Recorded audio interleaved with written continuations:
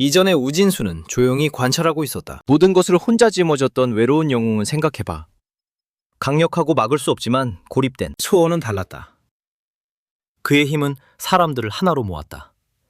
그가 이끄는 모습을 지켜보는 것은 우는 마음속에 새로운 희망이 솟아오르는 것을 느꼈다. 이번에는 한 사람이 혼자 싸우는 게 아닐 거야. 이번에는 그들이 함께 싸울 것이다. 장면은 한국에서 멀리 떨어진 미국으로 바다 건너 스캐빈저 길드 본부 밖으로 이동했다.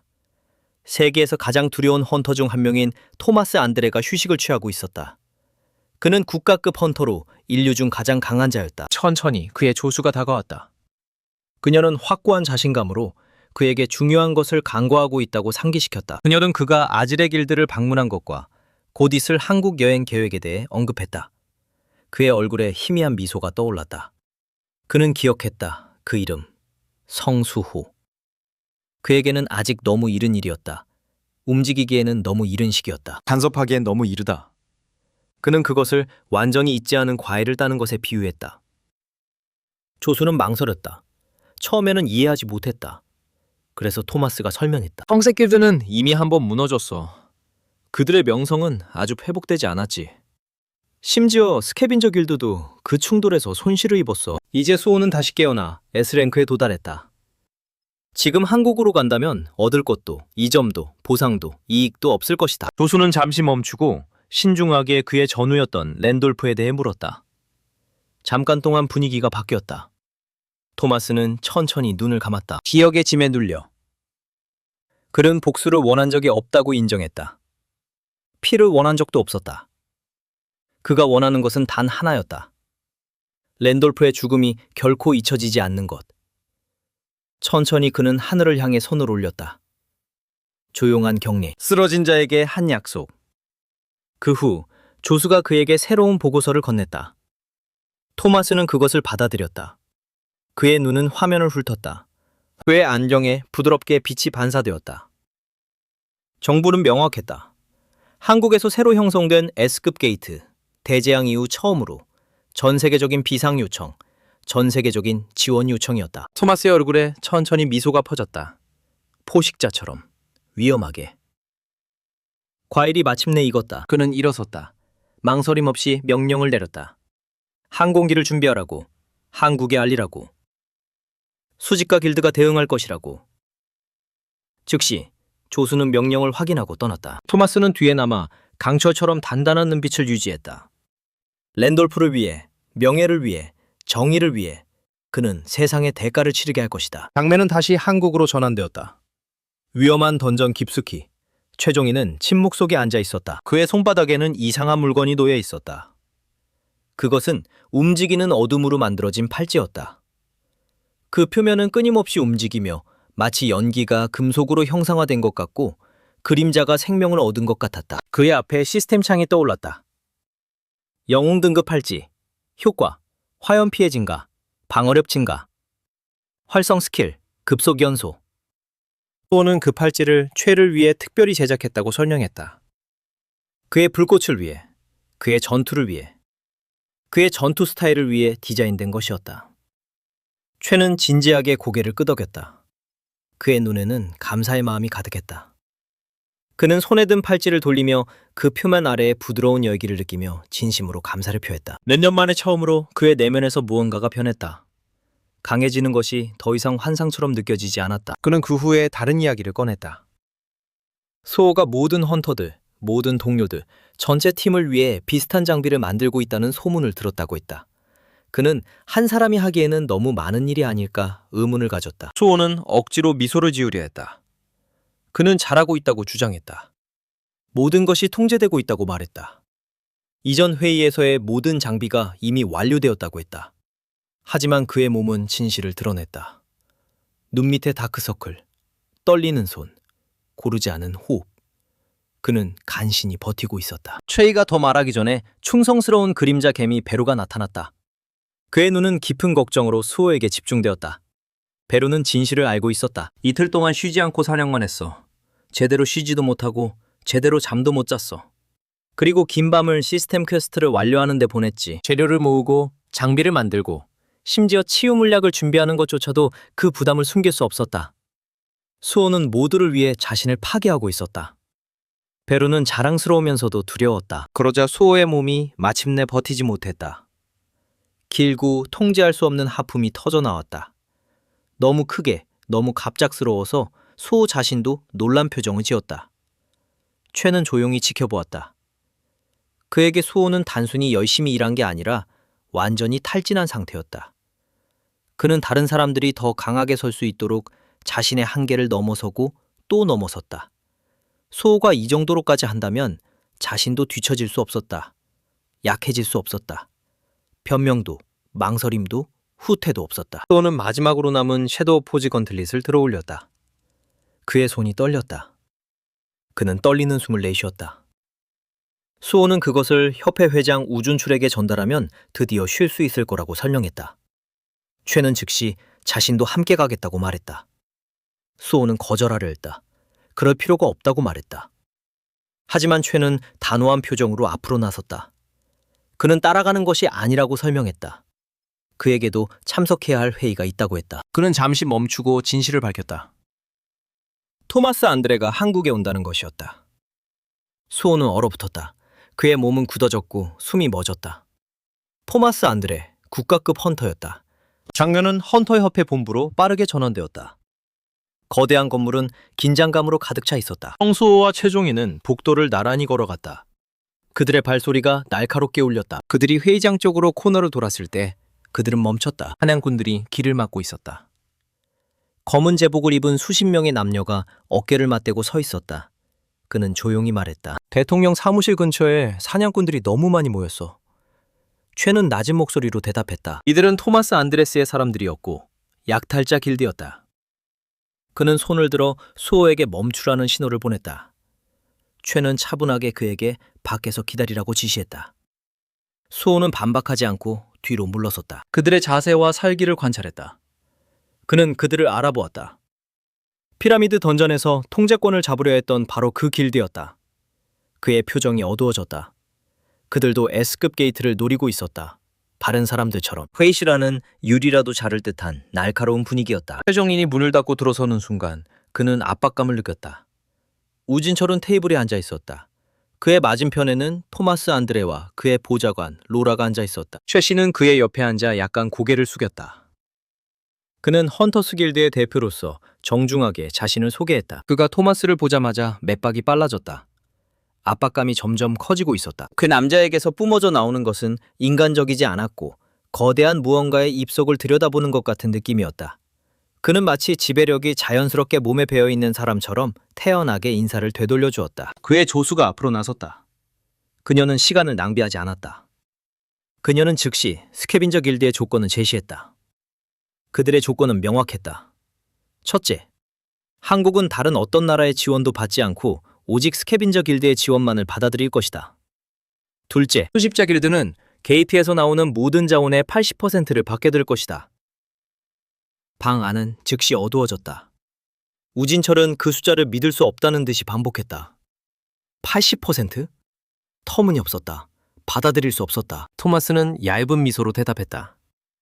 그는 그들에게 한국이 도움을 요청했었다고 상기시켰다. 전전이 붕괴되면 혼자서 게이트를 정리할 수 없기 때문에 그 결과는 재앙적일 거라고. 그에 비하면 가격은 후하다고 주장했어. 방 안의 온도가 뚝 떨어졌다. 최이는 조용히 중얼거렸다. 그들은 협상하러 온 것이 아니었다. 그들은 지배하러 온 것이었다. 우진철은 천천히 숨을 들이쉬었다. 그는 분명히 말했다. 한국은 약해서가 아니라 불확실성 때문에 도움을 요청했다고. 그리고 이제 그들은 새롭게 각성한 S급 헌터 2명을 갖게 되었다. 그렇게 해서 제안은 거절당했다.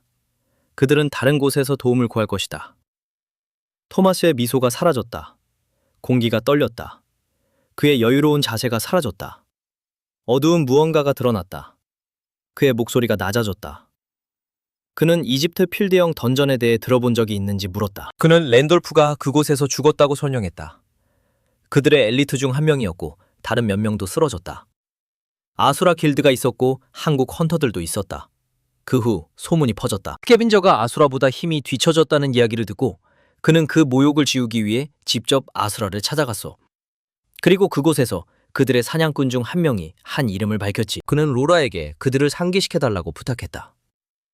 그녀는 차분하게 우진, 철, 그리고 최를 향해 돌아섰다. 자비 없이 말을 내뱉었다. 그 이름은 성수호였다. 방 안은 얼어붙었다. 우진철은 몸이 굳었다. 최의 눈이 커졌다.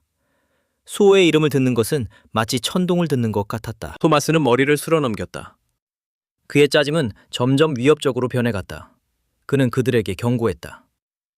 만약 한국이 그들의 제안을 거절한다면 그러면 스캐빈저는 랜돌프에 대한 보상을 요구할 것이고 그 보상은 수호의 목숨이 될 것이다. 토마스는 비웃듯이 몸을 풀었다. 그는 어쩌면 수호가 그를 막으려 할 거야. 그 생각이 그를 웃게 했지만 최는 이해했다. 지금 싸움이 벌어진다면 수호는 끝장날 거야. 사도들이 다가오고 문이 가까워지고 스캐빈저가 폭발할 준비가 된 상황에서 갈등은 파멸을 의미했다. 최는 시선을 내렸다. 그의 어깨는 족쇄에 묶인 듯 무거웠다. 그때 밖에서 분노에 찬 목소리가 터져나왔다.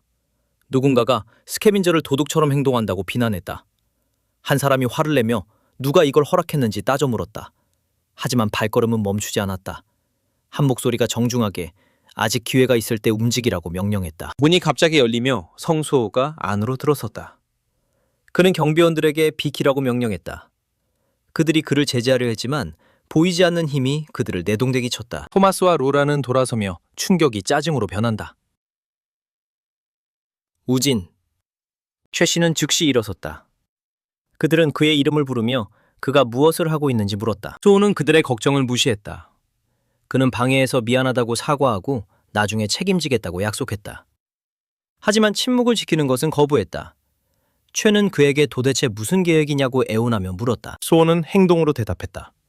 그는 팔을 벌렸다. 그리고 더 많은 사냥꾼들이 떨어졌다. 얼굴이 창백하고 몸이 떨렸다. 수호는 직접 토마스를 바라보며 차분하게 말했다. 만약 토마스가 정말로 국가급 사냥꾼이라면 그의 길드도 그렇게 행동해야 한다고. 그가 앞으로 나섰다. 그림자들이 살아있는 생물처럼 그의 뒤에 모였다. 그는 새로운 조건을 제안했다. 먼저 문에 도착하는 사람이 얻은 것을 가지는 것이다. 만약 스캐빈저가 정말로 강하다면 80% 이상을 차지하는 것은 쉬울 것이다. 우진, 철, 그리고 최는 공포에 질려 바라보았다. 이건 용기가 아니었다. 불에 기름을 붓는 격이었다. 토마스는 천천히 일어섰다. 그의 얼굴에는 야생적인 미소가 번졌다. 짜증이 사라졌다. 그는 수호에게 다가갔다. 한 걸음 한 걸음이 무겁고 한 걸음 한 걸음이 위험했다. 그는 수호 바로 앞에 멈춰서서 그를 내려다보며 웃었다. 그는 수호의 용기를 칭찬한 후 그를 짓밟으면 어떻게 될지 물었다. 수호는 눈 하나 깜빡이지 않고 차분하게 대답했다. 그러면 스캐빈저는 세계를 돌아다니며 명성을 얻게 될 거라고. 단지 짜증을 내고 아무것도 얻지 못했다. 그의 아우라는 솟구쳤다. 어둡고 안정적이며 깨지지 않는. 그는 진정으로 누가 패배할 것인지 의문을 품었다. 토마스의 표정이 확 바뀌었다. 즐거움이 분노로 변했다. 그는 안경을 벗으며 얼음보다 차가운 눈을 드러냈다. 그는 수호를 공개적으로 모욕했다. 그들의 아우라가 충돌했다. 두 폭풍이 부딪혔다. 공기가 갈라졌다. 벽이 진동했다. 먼지가 떨어졌다. 건물이 신음했다. 토마스는 더 가까이 몸을 기울였다. 이를 악물었다. 그는 수호에게 경고했다. 그는 죽음을 자초하고 있었다. 헌터 옆의 홀은 두 괴물 사이에서 떨렸다. 그리고 어느 쪽도 물러설 생각이 없었다. 장면은 헌터 옆의 주요 브리핑 홀로 빠르게 전환되었다. 방의 중앙에는 우진술 회장이 서 있었다. 잠시 멈춘 후 우진술이 입을 열었다. S급 레이드 브리핑을 지금부터 시작하겠습니다. 그의 목소리가 방 안에 울려 퍼졌다. 우진초는 뒤에 있는 거대한 화면을 향해 손을 들었다. 이미지가 나타났다. 솔 위에 어두운 달처럼 떠있는 거대한 S급 게이트가 위험을 발산하고 있었다. 그는 차분하게 계속 말했다. 이 던전은 독특한 위협을 가지고 있습니다. 게이트에 들어가는 모든 기계장치는 즉시 오작동을 일으킬 것입니다. 항공기, 드론, 비상 탈출 시스템, 그 어떤 것도 작동하지 않을 것입니다. 만약 공중에서 통제력을 잃는다면 생존은 불가능할 것입니다. 방 안의 분위기는 점점 무거워졌지만 우진수는 계속해서 말했다. 하지만 우리는 좁은 기회를 발견했습니다. 던전이 붕괴에 가까워질수록 게이트는 조금씩 내려오고 있습니다. 결국 기계 없이도 진입이 가능한 수준까지 내려올 것입니다. 그는 자세를 바로잡았다. 우리의 전략은 다음과 같습니다. 공중 제어가 가능한 사냥꾼이 습격팀을 태운 항공기를 안내할 것입니다. 게이트 안으로 들어가면 특수 보호 장비가 착륙 충격을 흡수할 것입니다. 그 후 24시간 내에 보스를 제거해야 합니다. 이후 내려진 게이트를 통해 나가게 됩니다. 불안이 순식간에 퍼졌다. 속삭임이 터져나왔다. 들어가는 게 그렇게 위험하다면 그 안에는 어떤 괴물들이 기다리고 있는 걸까? S랭크 보스를 하루 만에 처치하라니. 그건 자살행위야. 우진조가 대답하기도 전에 국가급 헌터인 토마스 안드레의 존재만으로도 공기가 짓눌리는 듯했다. 홀의 절반이 그의 그림자에 삼켜진 것 같았다. 그는 차분한 권위로 말했다. 스캐벤저 길드는 한국팀에 합류하지 않을 것이다. 우리는 우리 스스로 게이트를 정리할 것이다. 우진초는 통제를 유지하려고 애썼다. 이 정도 수준의 위협에는 국제 협력이 필요하다며 토마스가 날카롭게 끼어들었다. 이거 경쟁으로 만들자고 제안한 건 당신네 협회였어요. 각 팀이 던전 안에서 가진 것만 사용하라고 주장한 것도 당신이었잖아요. 그의 시선이 움직였다. 앞줄에 있는 빈 좌석에 멈췄다. 그의 눈썹이 살짝 움직였다. 성소호가 없네. 그 아이 도망간 건가? 우진초는 잠시 멈춰섰다. 기억들이 그의 머릿속을 스쳐 지나갔다. 어제의 대치, 소호와 토마스 사이의 폭력적인 긴장. 그들을 다시 만나게 하는 것은 재앙이 될 것이다. 예상대로 그는 암울하게 생각했다. 토마스의 짜증이 커지기 전에 또 다른 인물이 앞으로 나섰다. 백발의 사두가 공손히 고개를 숙였다. 성소호는 현재 레이드에 참여 중입니다. 토마스는 혀를 차며 여전히 자신을 혹사시키고 있군. 체력 관리도 안 하고. 참으로 무모한 신참이군. 그러고는 사도를 바라보며 눈을 가늘게 떴다. 그리고 당신은 누구죠? 박도진은 차분하게 대답했다. 제 이름은 박도진입니다. 방 안에 알아보는 기색이 스쳤다. 토마스의 얼굴에 희미한 미소가 떠올랐다. 수호와 같은 시기에 또 다른 S급 각성자가 나타났군. 적어도 예의는 아는구나. 만약 언제든지 편을 바꿀 생각이 들면 나를 찾아와. 훨씬 더 좋은 조건을 제시할 수 있어. 박도진의 침착함이 처음으로 흔들렸다. 생각해 보겠습니다. 그의 목소리에는 조용한 충격이 담겨 있었다. 옆에서 임태규는 거의 숨이 막힐 뻔했다. 토마스는 태연하게 코트 주머니에 손을 넣었다. 그의 얼굴에 대담한 미소가 떠올랐다. 손목을 휙 돌리자 반짝이는 동전이 나타났다. 간단한 해결책이었다. 앞면이 나오면 탐색자가 먼저 가고 뒷면이 나오면 경력자가 먼저 간다. 그는 숙련된 동작으로 동전을 공중으로 던졌다. 동전은 비달에서 반짝이며 위로 회전했다. 아무도 말을 하지 않았다. 아무도 감히 그럴 수 없었다. 그의 손가락에서 동전이 떠나는 순간 홀 전체가 조용해졌다. 우진철은 이를 악물었다. 백윤호는 몸을 앞으로 기울였다. 최종인의 주먹은 무릎 위에서 꽉 쥐어졌다. 한 번의 동전 던지기가 인류가 직면한 가장 치명적인 던전에 누가 들어갈지를 결정할 것이다. 동전이 뒤집히고 회전하고 빙글빙글 돌았다.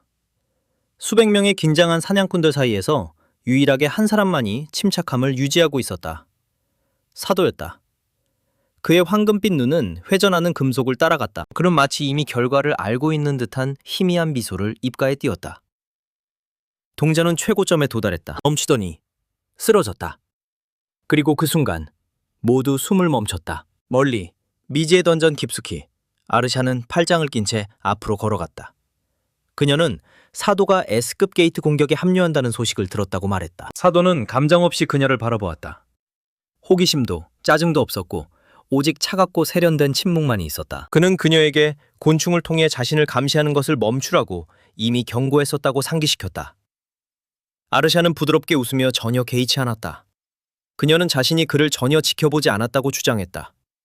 그녀는 단지 성소호를 따라다녔을 뿐이고 사도가 우연히 근처에 있었을 뿐이라고 설명했다. 그녀의 눈이 살짝 좁아지며 그녀는 수호가 쉬지 않고 싸우고 있다는 것을 조용히 인정했다. 그는 끝없이 자신을 밀어붙이며 토마스 앙드레를 따라잡으려 애쓰고 있었다. 아마도 주변에 있는 다른 사람들은 전혀 눈치채지 못했을 것이다. 아르시아는 그 생각을 떨쳐내고 장난스러운 미소를 지으며 돌아섰다. 그녀는 공격 중에 함께 일할 것이니 친구인 척하는 게 좋을 거라고 말했다. 결국 가짜 우정이 배신을 더 쉽게 만든다고 했다. 사도는 한 번 눈을 깜빡였다. 그는 누군가를 나중에 배신하기 위해 가까운 척하는 이유를 이해할 수 없다고 인정했다. 아르시아는 킥킥 웃었다. 친구가 없는 사람은 절대 이해할 수 없을 거라고 말했다. 그의 눈이 그 말에 좁아졌지만 그가 대답하기 전에 그녀는 주제를 바꿨다. 그녀는 침착하게 그녀의 그룹도 그 문에 들어갈 것이라고 말했다. 그는 그들이 그 안에서 무슨 일을 하는지 물었다. 아르샤는 자신감 있게 앞으로 나섰다. 그녀는 그들이 바로 그 문을 만든 장본인이라고 밝혔다. 그녀의 말에 두 명의 그림자 같은 인물이 그녀 뒤에 나타나며 위험한 기운을 뿜어냈다. 사도는 처음으로 희미한 놀라움을 드러냈다. 사도의 평정심에 드디어 금이 갔다. 그는 믿을 수 없다는 듯이 그녀에게 S급 게이트가 인위적으로 만들어졌다는 말을 하고 있는 거냐고 물었다. 아르샤는 망설임 없이 그것을 확인했다. 그녀는 작은 소녀를 부드럽게 앞으로 밀었다. 토끼 후드를 입은 피아가 앞으로 나서며 빛나는 신비로운 뿔을 드러냈다.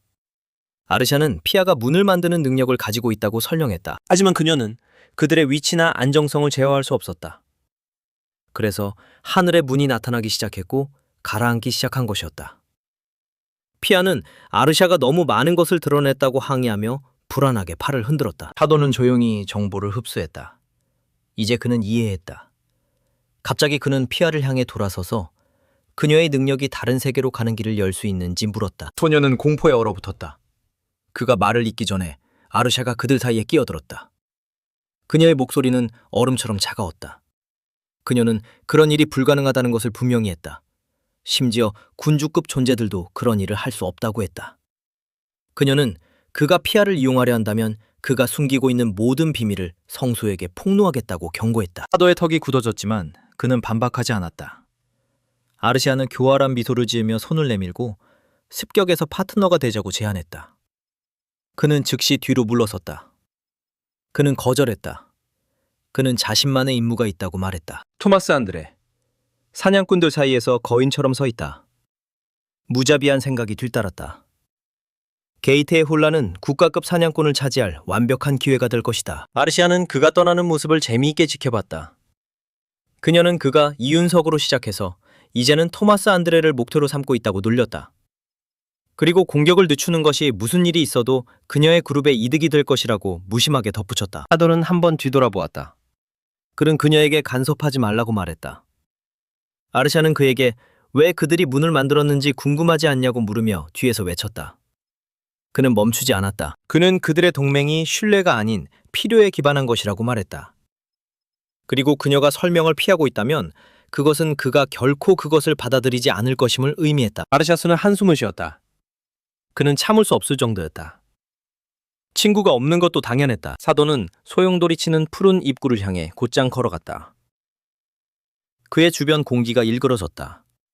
그는 망설임 없이 그 안으로 걸어 들어가며 푸른 빛 속으로 사라졌다. 피아는 아르시의 소매를 잡고 떨고 있었다.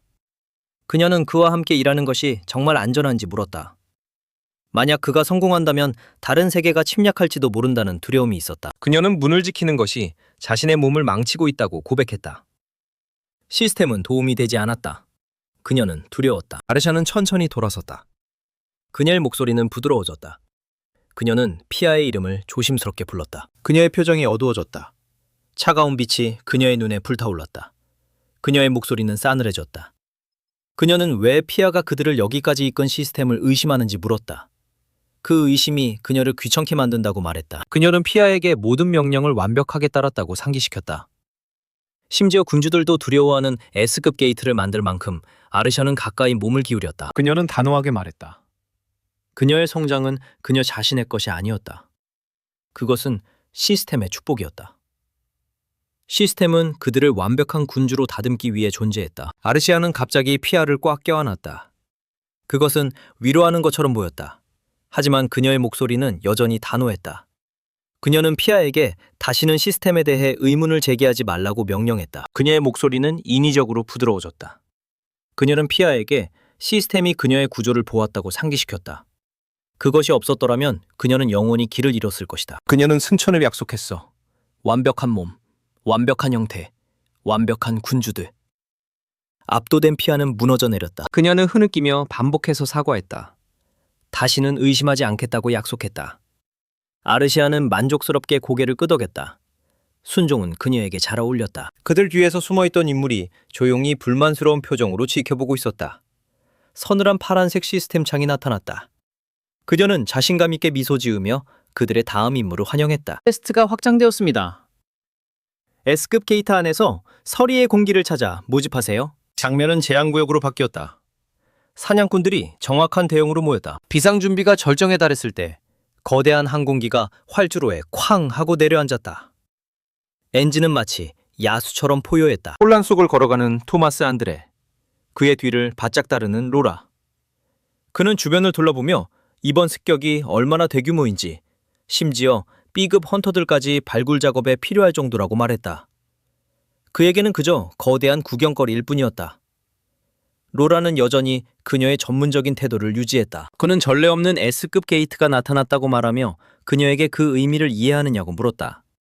그녀는 무심하게 대답했다. 그에게는 부와 권력 외에는 아무것도 중요하지 않다고. 그는 전적으로 동의했어. 그러고 나서 약간의 로맨스를 추가하겠다고 덧붙였어. 하늘에서 소용돌이 치는 폭풍을 가리키며 그는 이런 순간이야말로 영웅이 필요하다고 선언했다. 이런 장소가 바로 전설이 탄생하는 곳이라고 주장했다. 로라는 그를 살짝 밀치며 지금 영웅놀이를 하려는 거냐고 물었다. 토마스는 무심하게 어깨를 으쓱했다. 보상이 충분히 크다면 그는 어떤 역할이든 할 수 있다고 말했다. 그의 웃음이 갑자기 멈췄다. 익숙한 인물이 비행장에 들어왔다. 성수호. 그는 군중 속을 걸어가면서 주변의 소음을 사라지게 하는 존재감을 뿜어냈다. 심지어 공기조차 그의 도착을 알아차린 듯했다. 잠깐 동안 토마스의 자신감 넘치는 미소가 흔들렸다. 그는 과장된 재미로 수호를 맞이했다. 이번에는 약탈자 길드가 먼저 들어갈 것이라고 발표했다.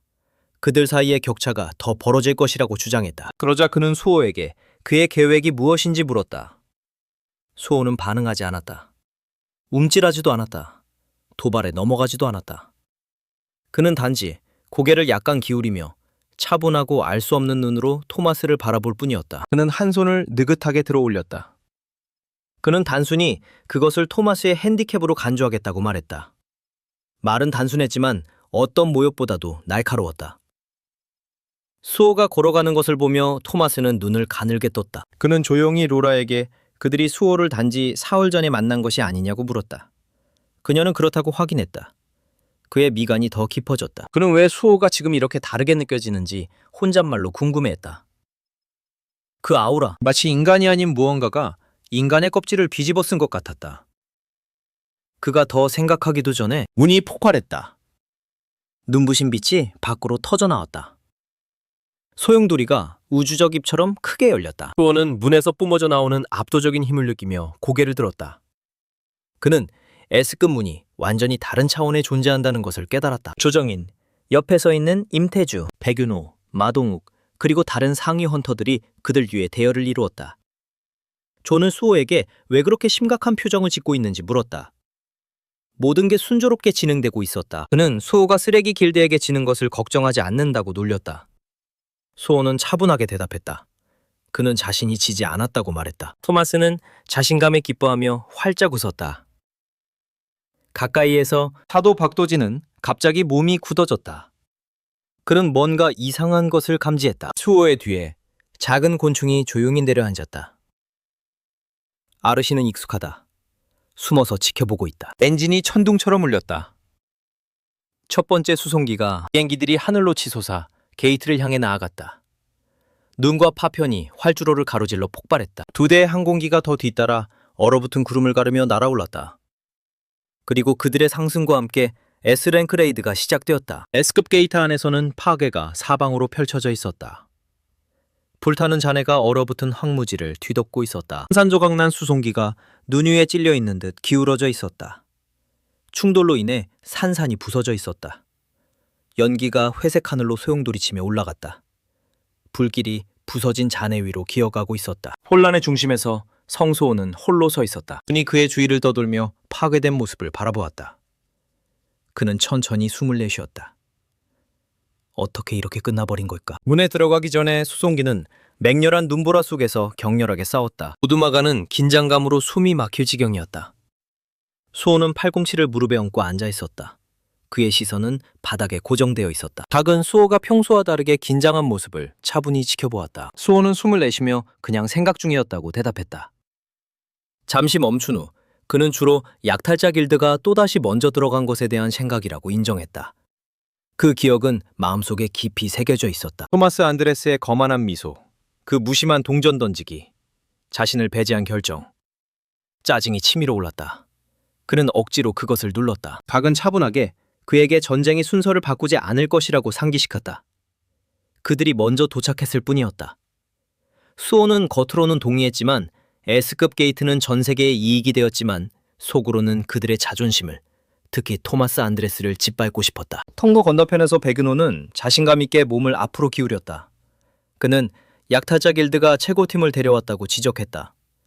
한편 수호의 그림자들은 던전을 순식간에 텅 비게 만들 수 있었다. 그들은 이미 우위를 점하고 있었다. 닭의 시선이 수호에게 머물렀다.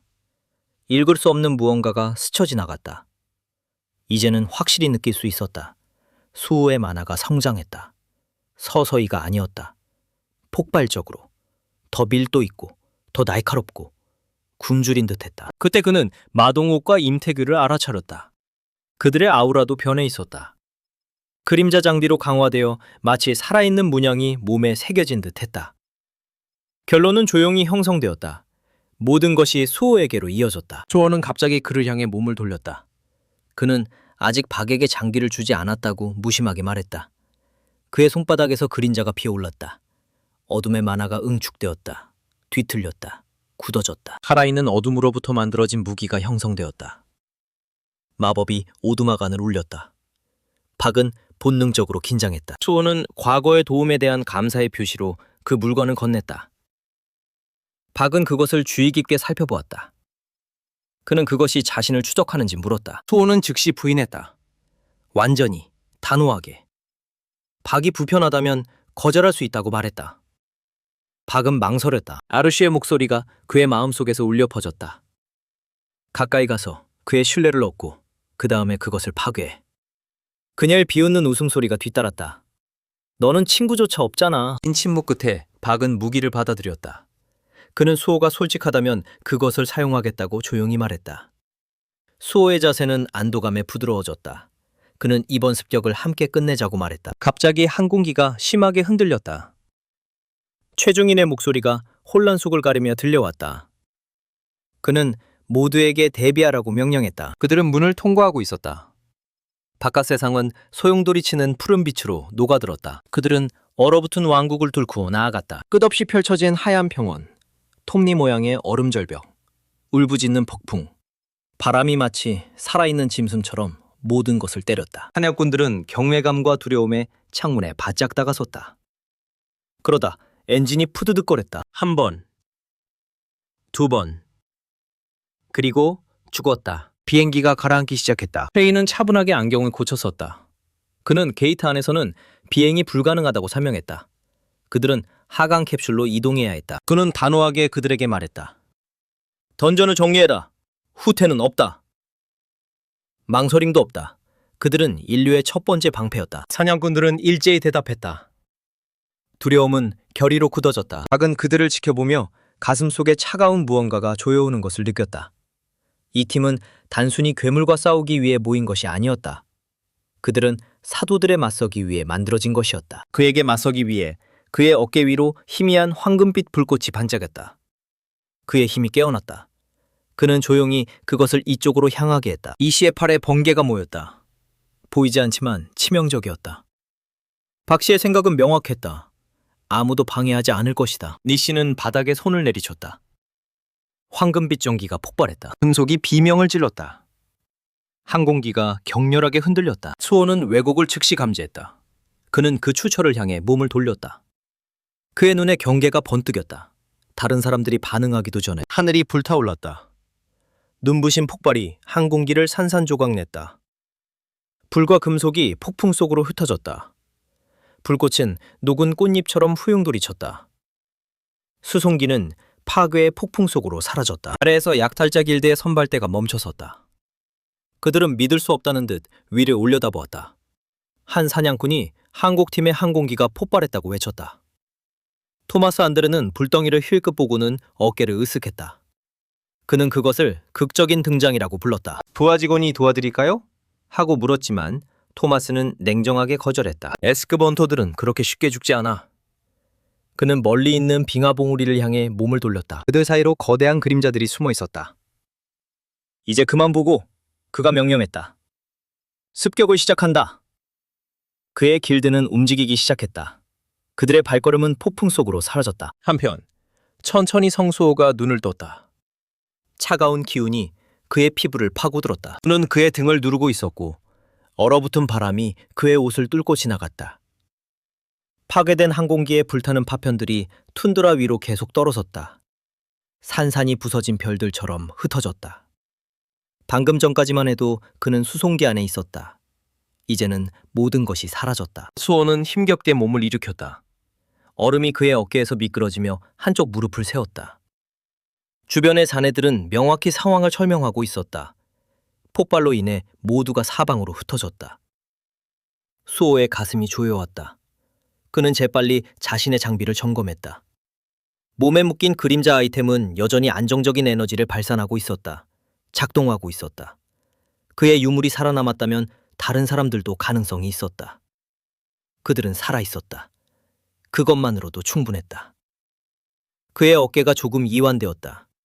그는 얼어붙은 땅에 손을 짚었다. 그림자 병사들이 얼음과 흙의 얕은 무덤에서 나타난다.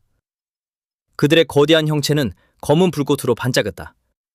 텅 빈 눈은 충성심으로 불타오르며 그들은 하나의 대오를 형성했다. 그들은 주인을 둘러싸고 조용히 서 있었다. 준비가 되어 있었다. 잠시 동안 수호는 재정비하고 모두를 불러 모아 다시 진영을 구축할까 생각했다. 하지만 그는 즉시 그 생각을 버렸다. 약타자 길드는 이미 전진하고 있었다. 그가 시간을 낭비할수록 거리는 점점 멀어졌다. 최정인 회장과 베테랑 헌터들은 생존자들을 모으기에 충분히 능력이 있었다. 그들은 그를 필요로 하지 않았다. 그렇지 않나? 지금 최정선에는 압박이 필요했다. 그는 그리드를 꽉 쥐었다. 차가운 결의가 그의 눈에 굳어졌다. 그는 혼자서 앞으로 나아갈 것이다. 갑자기 솟구치듯 수호는 앞으로 나아갔다. 그의 발밑에서 눈이 터져 나왔다. 발걸음마다 얼어붙은 땅이 갈라졌다. 바람이 그의 곁을 비명처럼 지나갔다. 속도가 빨라지면서 끝없는 하얀 평원이 흐릿해졌다. 그러다 그는 그것을 보았다. 멀리서 수평선 위로 거대한 산이 솟아올랐다. 날카롭고 우뚝 솟은 저것이 바로 그것이었다. 핵심, 최후의 전장, 던전의 심장. 주저없이 수호는 속도를 높였다. 그러나 갑자기 땅이 폭발했다. 그의 발 아래 얼음이 격렬하게 부서졌다. 천둥 같은 충격이 툰드라를 뒤흔들었다. 수호가 뒤로 미끄러졌다. 눈이 채 가라앉기도 전에 거대한 형체들이 지하에서 터져 나왔다. 괴물들이 갈라진 얼음에서 기어 나왔다. 그들의 피부는 서리로 덮여 있었다. 그들의 눈은 붉게 타올랐다. 그들의 입에서는 화로에서 나오는 연기처럼 뜨거운 숨결이 뿜어져 나왔다. 얼음 짐승들, 거대하고 굶주린 채로 기다리고 있었다. 수호는 눈을 좁혔다. 그들은 우연히 나타난 게 아니었다. 매복자들이었다. 그들은 수면 아래 숨어 있었다. 동시에 그의 옆에서 탐욕이 불타올랐다. 보랏빛 에너지가 격렬하게 소용돌이쳤다. 살아있는 불꽃처럼 맥동했다. 수호는 앞으로 나섰다. 그의 손바닥이 괴물의 두개골에 세게 부딪혔다. 격렬한 충격파가 터져 나왔다. 보라색 파괴가 붕괴하는 별처럼 바깥으로 폭발했다. 괴물의 머리는 즉시 분해되어 서리와 부서진 뼈로 폭발했다. 수호는 멈추지 않았다. 그의 몸은 본능적으로 움직였다. 차가운 아드레날린이 그의 혈관을 타고 흘렀다. 진짜 습격이 시작되었다. 날카로운 숨을 들이쉬며 성소호는 돌진하는 무리 속으로 몸을 던졌고 얼어붙은 전장은 폭발했다. 장면은 얼어붙은 황무지 깊숙이로 이동했다. 고대의 사원이 얼음과 눈의 층 아래에 묻혀 있었다. 거대한 돌기둥들이 천장을 향해 솟아올라 있었고 금이 가고 서리로 반쯤 뒤덮여 있었다. 방 안의 숨결 하나하나가 견딜 수 없는 추위로 타올랐다. 볼 중앙에는 거대한 조각상이 우뚝 서 있었다. 그것은 서리군주의 형상이었다. 조각된 얼굴에는 분노도 자비도 없었고 오직 먼 권위만이 느껴졌다. 조각상의 발치에는 작은 서리 엘프가 무릎을 꿇고 기도하고 있었다. 그녀의 투명한 손이 단단히 맞잡혀 있었다. 그녀는 얼어붙은 침묵 속에서 속삭이며 손을 떨었다. 그녀는 다음에 무슨 일이 일어날지 궁금했다. 언젠가 차차가 마을을 떠날 거라는 걸 그녀는 알고 있었다. 그때가 되면 그녀는 남은 아이들 중에서 가장 나이가 많은 아이가 될 것이다. 그녀의 창백한 푸른 눈이 걱정으로 흐려지며 아래로 향했다. 그것은 모두가 그녀에게 의지해. 그녀의 목소리는 깨지기 쉬운 얼음처럼 떨렸다. 그녀는 자신이 충분히 강하지 않다고 두려워했다. 기억들이 그녀의 마음속에서 일렁였다. 잊고 싶었던 아픈 기억들이었다. 얼마 전 마을은 절대적인 침묵 속에서 깨어났다. 평화로운 침묵이 아니라 텅 빈 침묵이었다. 어른들은 하룻밤 사이에 사라져버렸다. 두려움에 떨던 아이들만이 남아 눈으로 가득 찬 거리를 헤매며 다시 돌아오지 않을 부모들을 부르고 있었다. 그때는 추위조차 더 무겁게 느껴졌는데 마치 겨울 자체가 그들과 함께 슬퍼하고 있는 것 같았다. 그때 기적이 찾아왔다. 깊고 고대의 포효가 하늘을 가르며 울려 퍼졌다. 거대한 와이번이 소용돌이치는 눈과 바람을 뚫고 내려왔고 그 날개는 착지하면서 맹렬한 눈보라를 일으켰다. 그리고 그 등 위에 서 있던 인물은 나중에 차차라고 불리게 될 인물이었다. 서리 엘프는 그 순간을 뚜렷이 기억하고 있었다. 두려움, 경외감, 불가능한 희망. 그날 이후로 모든 것이 변했다. 차차는 그들에게 어떤 폭풍이 안전한지, 어떤 길이 죽음을 의미하는지를 가르쳐 주었다. 그녀가 가르쳐 주었다. 단단한 눈 아래에서 사냥하는 법.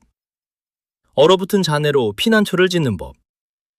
겨울이 끝나지 않은 세상에서 살아남는 법을 배웠다. 그녀의 지도 아래 마을은 다시 살아가는 법을 배웠다. 하지만 차차가 그녀의 먼 고향에 대해 이야기할 때마다 두려움이 서서히 엘프의 마음속으로 스며들었다. 그녀는 언젠가 어른들처럼 될까 걱정했다. 차차도 사라져버리고 그들은 다시 혼자가 될 것이다. 그녀의 기도를 남겨두고 서리 엘프는 조용히 사원을 나섰다. 그녀는 스스로를 감싸 안았다. 차차가 떠나면 모든 게 내게 떨어질 거야. 그 생각이 자리 잡기도 전에 세상이 포효했다. 괴물 같은 소리가 평원을 가로질러 울려 퍼졌다. 그녀 발밑에 얼음이 떨렸다. 그녀는 놀라서 위를 올려다보았다. 땅이 폭발했다. 충격으로 증기와 서리가 터져나왔다. 얼음산에 거인이 솟아올랐다. 거대하고 분노에 차 있었다. 서리 엘프는 심장이 쿵쾅거리며 뒤로 물러섰다. 거인들은 이 남쪽까지는 절대 오지 않았다. 무언가 끔찍한 것이 그를 이곳까지 몰아온 것이다. 거대한 괴물이 돌진하며 그 거대한 팔이 마치 떨어지는 빙하처럼 내려쳤다. 그녀는 가까스로 피했다. 그녀가 서 있던 곳이 폭발했다. 얼음 파편이 공기를 가리며 날아갔다. 눈 위를 구르며 그녀는 재빨리 일어나 쌍검을 뽑았다. 그녀의 크기와 상관없이 그녀의 가슴 속에는 강렬한 결의가 불타오르고 있었다. 그녀는 앞으로 돌진했다. 그녀는 마을을 지키겠다고 맹세했다. 설령 그것이 그녀의 목숨을 대가로 하더라도. 그러나 그녀의 공격은 결코 닿지 않았다. 옆에서 거대한 그림자가 거인을 강타했다. 얼음 거인처럼 생겼지만 그림자에 의해 타락한 어두운 형체가 그것과 충돌했다. 프로스트 엘프는 얼어붙었다. 그림자 거인이라니. 존재해서는 안 되는 것이었다. 그녀는 믿을 수 없다는 듯이 쳐다보았다. 더 많은 그림자 거인들이 나타났다. 그들은 규율 있게 전략적으로 움직였다. 그들은 괴물을 무서운 효율성으로 제압했다. 멀지 않은 곳에서 한 사람이 전장을 지켜보고 있었다. 성수호는 도망치는 거인을 주의 깊게 추적했다. 그는 그 거인의 패턴을 알고 있었다. 그 거인은 항상 위험이 나타나면 도망쳤다. 만약 그를 멈추고 싶다면 그의 움직임을 예측해야 했다. 서리 엘프들은 갑자기 깨달았다. 이 남자가 거인들을 쫓아낸 것이었다. 그가 혼돈이 그들의 땅에 닿게 된 이유였다. 그녀는 칼을 들어 그를 맞서기 위해 돌진했다. 하지만 수호가 그녀의 길을 막아섰다. 고요하게 움직이지 않는 그의 시선 뒤로 그림자의 폭풍이 불타올랐다. 그의 뒤에 있는 절벽이 얼음이 떨어지며 떨렸다. 그녀가 발길질을 했다. 그는 아무렇지 않게 그녀의 다리를 잡았다. 그의 주위로 그림자 에너지가 일렁였고 그의 눈은 그녀의 눈을 똑바로 응시하고 있었다. 그는 그녀가 또 다른 괴물인지 의심했다. 그 힘에 의해 그녀는 날아갔다. 그녀는 눈 위를 미끄러지며 눈 속의 길을 만들었다. 너!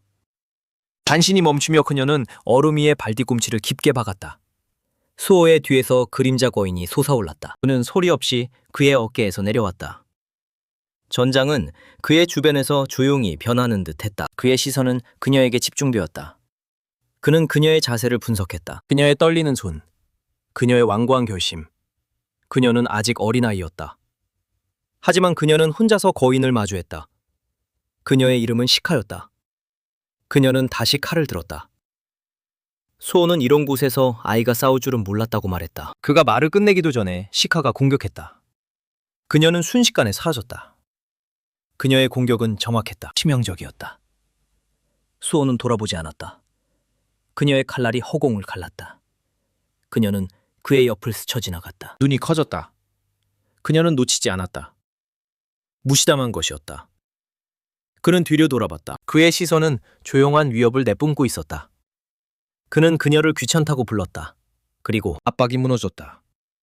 보이지 않는 힘이 그녀를 땅으로 짓눌렀다. 수호가 앞으로 한 걸음 나섰다. 그녀 위에 서서 그의 기운이 산처럼 내려앉았다. 숨쉬기가 고문이 되었고 움직임은 불가능해졌다. 그는 침착하게 그녀에게 말했다. 널 죽일 생각은 없어. 그녀가 저항을 멈추면 그는 그녀를 놓아줄 것이다. 그녀가 아직 말을 할 수 있다면. 잠시 동안 홍수호는 움직임을 멈췄다. 그의 아래에서 시카의 몸이 떨림을 멈추지 않았다. 그녀의 눈에서 흘러내린 눈물이 속눈썹에 얼어붙으며 말을 잇지 못했다.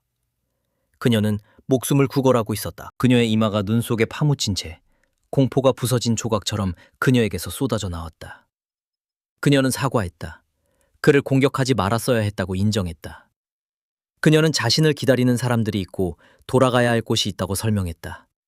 그녀의 목소리는 갈라졌고 그녀는 그 말을 반복하며 마치 그것만이 그녀를 의식 있게 만드는 것처럼 그것에 매달렸다. 수호 병사들이 하나씩 나타났다. 4명의 거대한 그림자 서리 거인이 조용히 일어서며 그녀를 둘러싼 거대한 고리를 형성했다. 그들의 존재는 주변 풍경을 집어삼켰다. 수호의 그림자에서 베루가 앞으로 나섰다. 그의 아우라는 날카롭게 내리누르고 있었다. 그는 수호의 존재감이 얼마나 압도적인지 언급하며 어른들조차도 그 앞에서 떨릴 것이라고 말했다. 그런데 그 앞에 있는 이는 겨우 아이일 뿐이었다. 수호는 짜증난 눈길로 그를 쳐다보며 말을 끊었다. 시간을 낭비하지 않고 수호는 시스템 인터페이스를 소환했다. 부드러운 빛이 그의 눈에 반사되며 그는 그것을 탐색했다. 그는 시스템 상점을 열었다. 결정을 내리기 전에 그는 확신을 원했다. 그는 가까이 다가와 쉐이카의 머리에 부드럽게 손을 얹었다. 그 손길은 단단했지만 잔인하지 않았다. 서서히 그녀의 몸을 떨게 하던 폭력이 가라앉았다.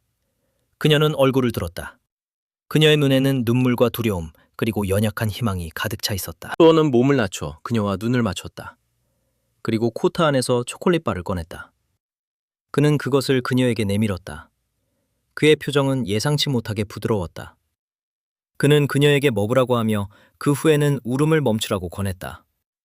그녀는 망설이다가 조심스럽게 그것을 받았다. 그녀의 손가락이 떨리며 그것을 풀었다. 추위 때문에 모든 움직임이 느려졌다. 그녀는 작게 한 입 베어 물었다. 달콤함이 그녀의 혀에 퍼졌다. 처음으로 그녀의 얼굴에서 긴장이 풀렸다. 수호는 조용히 그녀를 관찰했다. 그러고 나서 설명을 시작했다. 그는 그녀를 던전에 사는 얼음 엘프로 식별했다. 그녀가 자신의 고향을 위협한다고 믿었기 때문에 그를 공격했다고 추론했다. 시카는 초콜릿으로 볼이 부풀어 오른 채로 빠르게 고개를 끄덕였다. 눈물은 여전히 속눈썹에 매달려 있었지만 그녀의 공포는 사라졌다. 수호는 그녀 옆에 눈 속에 앉았다. 그는 그녀의 이름을 물었다. 그는 시선을 내리며 부드럽게 대답했다. 샤카. 그는 고개를 끄덕이고 자신을 소개했다. 성. 수호의 눈이 커졌다. 그녀는 흥분해서 그 이름을 반복했지만 발음이 꼬였다. 수호는 인내심 있게 그녀를 바로잡아 주었다. 그는 자신의 이름을 천천히 반복해서 말했다. 그녀가 따라할 때까지. 그래도 그녀는 약간 틀렸지만 밝게 웃었다. 수호는 잠시 그녀를 바라보며 더 고쳐줄 필요가 있는지 고민했다. 차가운 벽에 기대어 그는 자신이 헌터라고 설명했다. 그는 던전을 정리하기 위해 들어왔다고 말했다. 동료들이 있었지만 추락 후 흩어졌다고 언급했다. 시카는 고개를 갸웃했다. 그녀는 헌터가 무엇인지 물었다. 그는 헌터가 괴물들과 싸우는 사람들이라고 설명했다. 그들은 다른 사람들을 보호하기 위해 존재한다고 했다. 그녀의 반응은 즉각적이었다. 그녀는 자랑스럽게 허리를 폈다. 그녀의 눈이 반짝였다. 그녀는 자신도 같다고 선언했다. 강한 얼음 엘프 사냥꾼이라고 그녀는 자신있게 다시 소개했다. 가족과 마을을 보호하기 위해 싸운다고 말했다. 수호는 진심으로 감명 가든 듯 보였다. 그는 그녀가 정말로 모두를 보호했는지 물었다. 그녀는 자신이 마을에서 가장 나이가 많다고 설명했다. 위험이 닥치고 차가 없을 때마다 그녀가 앞에 나섰다고 했다. 그 이름을 듣고 수호의 표정이 변했다. 조용한 의심이 생겼다. 그는 차가 던전 보스일지도 모른다고 생각했다. 시카는 창백한 하늘을 향해 손을 올렸다. 그녀는 차의 이름을 부드럽게 불렀다. 그녀는 모든 어른들이 사라졌을 때의 이야기를 설명했다. 차가 하늘에서 떨어졌어. 아무도 그들을 보호할 수 없을 때 차가 그들을 지켜줬어. 갑자기 시카가 수호의 소매를 잡았다. 그녀의 눈이 반짝였다. 그녀는 빠르게 말했다. 차는 따뜻하고 검은 날개가 있으며 좋은 향기가 난다고 했다. 수호는 시선을 돌렸다. 따뜻했다. 검은 날개, 좋은 향기가 났다. 익숙한 이미지가 그의 마음속에 떠올랐다. 작은 사자 같은 그림자 생물이었다. 그 유사함이 그를 불안하게 만들었다. 그는 천천히 일어섰다. 옷에 묻은 서리를 털어내며 확신에 차서 말했다. 차는 보스가 아니야. 시카를 돌아보며 그는 계속 가야 한다고 말했다. 그녀를 만나서 좋았다고. 그는 떠나기 위해 몸을 돌렸다. 그녀는 앞으로 나서며 외쳤다. 그녀는 주먹을 꽉 쥐었다. 그녀는 그가 어디서든 맛있는 음식을 꺼낼 수 있다면 그가 마을에 머무는 동안 마을은 더 이상 걱정할 필요가 없을 것이라고 말했다. 수호는 그녀의 진심에 놀라 잠시 멈췄다. 그는 미안한 듯 작은 미소를 지었다. 그는 바쁘다고 설명했다. 가야 한다고 했다. 그녀의 표정이 굳어졌다. 그녀는 정말로 방법이 없는지 물었다. 그는 고개를 저었다. 없어. 그가 돌아서자 금속이 쓱 소리를 냈다. 시카가 단검을 뽑았다. 그녀는 그것을 꽉 쥐고 앞으로 나섰다. 그녀는 선택의 여지가 없다고 말했다. 수호가 멈췄다. 그는 다시 돌아섰다. 그녀는 자세를 낮추고 몸을 바람에 맞섰다. 조용히 사과하며 그를 호호라고 불렀다. 그녀의 목소리는 떨렸지만 곧 안정되었다. 그녀는 형제를 위해서라면 그조차도 배신할 수 있다고 말했다. 그의 힘을 되찾을 수 있다면 그녀의 가족은 절대 굶주리지 않을 거라고. 침묵이 이어졌고 말들은 얼어붙은 공기 속에 걸려 있었다. 수호는 조용히 그녀를 바라보다가 움직였다. 공격은 너무 빨라서 보이지 않았다. 날카로운 소리가 공기를 가르며 울렸다. 그녀의 단검이 산산조각 났다. 부서진 조각들이 그녀의 손에서 떨렸다. 그녀의 결의도 함께 무너졌다. 수호는 차분하게 말했다. 그는 그녀의 절박함을 인정했다. 그녀가 자신을 위해 싸우는 것이 아니라 다른 사람들을 위해 싸운다는 것을. 그림자가 그의 팔을 타고 솟아올랐다. 어두운 연기가 응축되어 거친 건틀릿이 되었다. 그가 주먹을 쥐자 공기가 신음했다. 현실 자체가 움츠러드는 것 같았다. 그는 그녀를 바라보았다. 그도 절박하다고 말했다. 그의 눈에 보랏빛 빛이 피어올랐다. 그림자 만화가 눈 위로 퍼졌다. 그의 목소리가 낮아졌다. 만약 누군가 그의 길을 막는다면 그는 자비를 베풀지 않을 것이다. 누구든지 상관없이. 압박감이 더 강해졌다.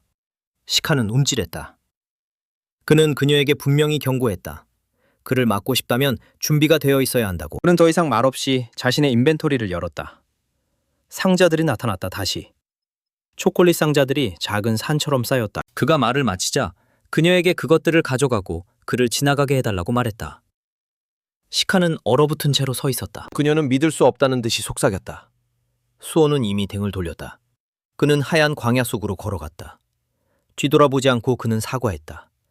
그에게 소중한 누군가가 위험에 처해 있었다. 그는 머물 수 없었다. 그들은 다시 만날 것이다. 그는 걸으면서 죄책감에 시달렸다. 아이를 혼자 두고 오는 것이 그를 괴롭혔다. 그는 그림자 병사를 소환하여 그녀를 몰래 보호할 준비를 했다. 그가 행동하기 전에 그녀가 소리쳤다. 그녀는 왜 자신을 살려두었는지 물었다. 그는 멈췄다. 그는 솔직하게 대답했다. 그녀를 죽이는 것은 옳지 않다고 느꼈다. 그녀는 혼자서도 다른 사람들을 지키는 사람이었다. 그는 다시 사과하고 사라졌다. 시카는 여전히 떨고 있었고 보이지 않는 그림자가 가까이에서 머물며 지켜보고 보호하고 있었다. 시간이 흘렀다. 그녀는 초콜릿을 나무 썰매에 실었다. 한자가 삐걱거렸다. 그녀는 모든 것을 단단히 묶었다. 숲속에서 그녀는 끌기 시작했다. 그녀의 뒤로 깊은 자국이 생겼다. 몸이 아팠다. 하지만 그녀는 멈추지 않았다. 그녀는 수호를 생각했다. 그는 그녀를 2번이나 살려주었다. 그는 자신의 음식을 나누어 주었다. 죄책감과 감사함이 그녀 안에서 뒤엉켰다. 결국 그녀는 멈췄다.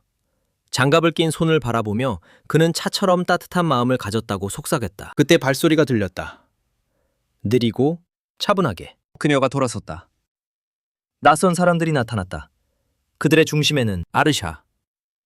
아르샤는 자연스럽게 미소를 지었다. 그녀는 무언가를 찾고 있다고 설명했다. 그녀는 무언가 알고 있는 것이 있는지 물었다. 희망이 피어올랐다. 그녀는 그들이 수호의 동료인지 물었다. 아르샤들은 부인한 후 그들의 진짜 목표를 드러냈다. 그들은 서리군주의 유산을 찾고 있었다. 셰이카는 망설였다. 그녀는 그게 할아버지를 의미하는 건지 물었다. 아르샤는 진실을 깨달았다. 그녀는 미소 지었다. 시카가 후계자였다. 그녀는 그녀를 미래의 군주라고 불렀다. 그녀는 그들도 후계자라고 설명했다. 운명 씌워진 존재들이라면 그들에게 셰이카가 합류할 것인지 물어보세요. 두려움이 밀려오자 그녀는 고개를 돌렸다. 그녀는 집으로 돌아가야 한다고 말했다. 그녀의 뒤에서 아르쉬의 미소가 일그러졌다. 어둠의 에너지가 폭발했다. 땅이 산산조각 났다. 썰매가 부서졌어. 초콜릿이 흩어졌어. 사슬에 묶인 시카. 차분하게 접근해. 그들은 오직 서리우손만 필요했어. 설득은 필요 없었어. 그녀는 빛나는 녹색 조각을 들어올렸다. 그녀의 눈에는 붉은 빛이 불타올랐다. 그녀는 시카에게 복종하라고 명령했다. 그 순간 최종인의 손가락이 본능적으로 꽉 쥐어졌다. 이에 반응하듯 그의 손바닥에서 뜨거운 열기가 솟아올랐다. 불길이 소용돌이치며 그의 팔을 감싸고 거친 힘이 그의 몸에 넘쳐흘렀다. 동시에 투명한 시스템 창이 나타났다. 그의 손목에 이제 단단히 고정된 그림자 팔찌를 확인해 주었다. 장착된 아이템이 표시되었다. 횃불, 그림자 팔찌, 영웅 등급. 열기가 숨막힐 듯이 짙어졌다. 마치 그의 피가 끓기 시작하는 것처럼 느껴질 정도였다. 최는 망설이지 않았다. 그는 손을 앞으로 내밀었다. 불길이 터졌다. 그의 손바닥에서 폭발한 격렬한 화염이 그의 팔을 완전히 집어삼켰다. 폭발이 전장을 휩쓸었다. 얼어붙은 지형을 가로지르는 불타는 통로가 만들어졌다. 길이 즉시 열렸다. 마동욱과 박도진은 함께 앞으로 도진했다. 그들은 불길의 벽을 뚫고 곧장 달려갔다. 무기를 치켜들었다. 불길이 갈라졌다. 그들 너머로 거대한 얼음 거인들이 서 있었다. 그들의 거대한 몸은 단단한 서리와 얼어붙은 돌로 조각되어 있었다. 그들이 한 걸음 내디딜 때마다 땅이 흔들렸다. 불길이 그들을 정면으로 덮쳤다. 고통의 포효가 들판을 가로질러 울려 퍼졌다. 그들의 몸이 부서졌다. 얼음이 녹았다. 증기가 공중으로 비명을 질렀다. 거인들은 열기를 견디지 못하고 뒤로 비틀거렸다. 혼란 속에서 모스는 최를 향해 고개를 돌렸다. 그의 눈에는 모든 것이 불타고 있었다. 그는 불길의 포효 속에서 소리쳤다.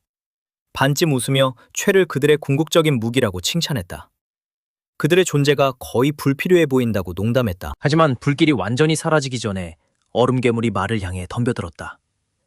거대한 발톱이 연기를 가르며 휘둘렀고 사리가 파도처럼 덮쳐왔다. 나는 즉시 그것을 느꼈다. 그는 천천히 몸을 돌렸다. 야생적인 미소가 그의 얼굴에 퍼졌다. 시스템 창이 그의 앞에서 깜빡였다. 그의 그림자 장비 아이템이 나타났다. 마왕, 갑옷, 영웅적. 많은 어깨를 풀었다. 손가락 관절을 꺾었다. 발은 눈 속에 단단히 박혀 있었다. 그는 돌진을 반겼다. 이런 건 아무것도 아니라고 외쳤다. 그가 휘두를 때 보라색 에너지가 방패에서 터져나왔다. 충격은 엄청났다. 에이시르에서 메아리가 사라지기 전에 박도진이 위에서 내려왔다. 그의 거대한 모습은 마치 유성처럼 떨어졌다. 운동량과 그림자가 하나로 합쳐져 강력한 일격을 이루었다. 그가 떨어지면서 또 다른 시스템 창이 나타났다. 그림자 아이템, 갑옷, 영웅, 갑옷, 그림자 강화 21%. 그의 부츠가 땅에 닿는 순간 박의 표정이 굳어졌다. 하얀 에너지가 그의 팔을 따라 흘렀다. 그것은 그의 주먹을 눈부신 빛으로 감쌌다. 충돌 직전에 또 다른 시스템 메시지가 나타났다. 활성 스킬, 철처럼 단단한 방어 코팅을 형성합니다. 활성화 전에 방어력을 크게 향상시킵니다. 박은 빛나는 주먹을 앞으로 내질렀다. 그 주먹은 얼음 거인을 뚫고 들어갔다. 그것은 괴물을 내부에서부터 파괴했다. 박은 천천히 몸을 일으켰다. 그의 얼굴에 믿기지 않는다는 표정이 스쳐 지나갔다. 그는 자신이 실제로 이 정도 수준에서 싸울 수 있다는 것을 중얼거렸다. S랭크 던전에서도 말이다. 모스가 그의 옆에 섰다. 그는 박의 어깨에 손을 얹었다. 자신감 넘치는 미소가 그의 얼굴에 퍼졌다. 그는 수호의 무기를 사용하고 가능한 모든 버프를 쌓았을 때 이런 일이 일어난다고 말했다. 그의 목소리에는 자부심이 가득했다. 그의 시선이 멀리로 향했다. 흩날리는 눈 속에서 두 인물이 나타났다. 많은 눈을 가늘게 떴다. 그도 이제 그쪽 일이 끝난 것 같다고 말했다. 박은 그의 시선을 따라갔다. 백윤호가 앞으로 나섰다. 그의 얼굴에 넓은 미소가 퍼졌다. 그는 주먹을 꽉 쥐었다. 검은 오라가 그의 주위에서 격렬하게 타올랐다. 그의 몸에서 강력한 기운이 무겁게 뿜어져 나왔다. 근처에 성기훈이 굳은 자세로 서 있었다. 그의 표정은 무표정했다. 시기상 그는 그림자 장비를 받지 못했다. 베크는 자세를 조정했다. 그는 최종인과 다른 사람들을 향해 시선을 돌렸다. 전장을 살피며 차분하게 말했다. 약타자 길드가 예상보다 빨리 움직였다. 최종인은 침착하게 안경을 고쳤었다. 그들도 움직여야 한다. 박장수는 팔짱을 꼈다. 그는 가장 강력한 헌터들의 최종 결정 덕분에 그들이 빠르게 모였다고 언급했다. 그러나 베크는 최 씨를 향해 남은 헌터들에 대해 어떻게 해야 할지 물었다. 최 씨는 망설임 없이 대답했다. 걱정할 필요가 없다고. 그의 마음속에 한 이미지가 떠올랐다. 성소호가 홀로 앞으로 나아가는 모습. 헌터 성소호는 이미 약타자 길드의 움직임을 눈치챘지만 그럼에도 불구하고 혼자서 나아가기로 선택했다. 최 씨는 잠시 임태규와 박도진을 생각해본 후 계속했다. 스캐빈저 길드는 독립적으로 운영되었다. 그들이 이미 흩어졌을 가능성이 높았다. 그는 다시 앞을 바라보았다. 그의 눈이 날카로워졌다. 어쨌든 모두가 같은 목적지를 향해 가고 있었다. 계속 가다 보면 결국 길이 겹칠 것이다. 그들의 상대에는 국가급 헌터 토마스 안드레가 포함되어 있었다. 그 이름의 모든 S급 헌터들이 일제히 돌아보았다. 그들의 표정이 굳어졌다.